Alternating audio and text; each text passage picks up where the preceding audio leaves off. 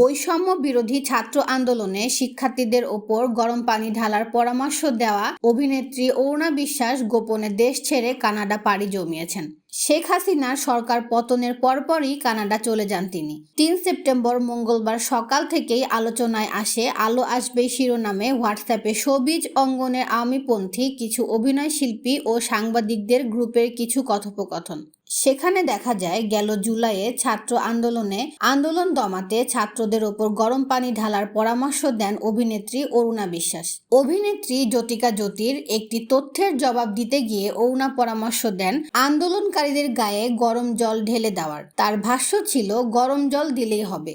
তার এই আলাপচারিতার অংশ প্রকাশ্যে আসার পর থেকেই অরুণা বিশ্বাসের শাস্তি দাবি করেছেন সহশিল্পী থেকে শুরু করে তার ভক্তরা। অনেকেই তার খোঁজ জানতে চেয়েছেন।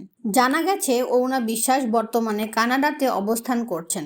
শেখ হাসিনা পালিয়ে যাওয়ার পরপরই সুযোগ বুঝে আগস্টের শেষ দিকে দেশ ত্যাগ করে এখানে চলে এসেছেন তিনি। এর আগেও কানাডায় ছিলেন অরুণা বিশ্বাস। প্রসঙ্গত, বৈষম্য বিরোধী ছাত্র আন্দোলনের বিরুদ্ধে লড়াই চালানোর লক্ষ্যে তৎকালীন তথ্য প্রতিমন্ত্রী মোহাম্মদ এ আরাফাত এবং সংসদ সদস্য ফেরদৌসের নেতৃত্বে আলো আসবেই নামের এই হোয়াটসঅ্যাপ গ্রুপ খোলা হয়, যাতে আওয়ামীপন্থী শিল্পী ও সাংবাদিকেরা যুক্ত ছিলেন। এই গ্রুপে ছিলেন সোহানা সাবা, জ্যোতিকা জ্যোতি, অরুণা বিশ্বাস, ফেরদৌস ছাড়াও ছিলেন রিয়াজ, সুবর্ণা মোস্তফা, আজিজুল হাকিম, স্বাগতা, শমী কায়সার, তানভীর সুইটি, আসনা হাবিব ভাবনা, রোকেয়া প্রাচী, রওনক হাসান, লিয়াকত আলী লাকি সহ আরও অনেকে।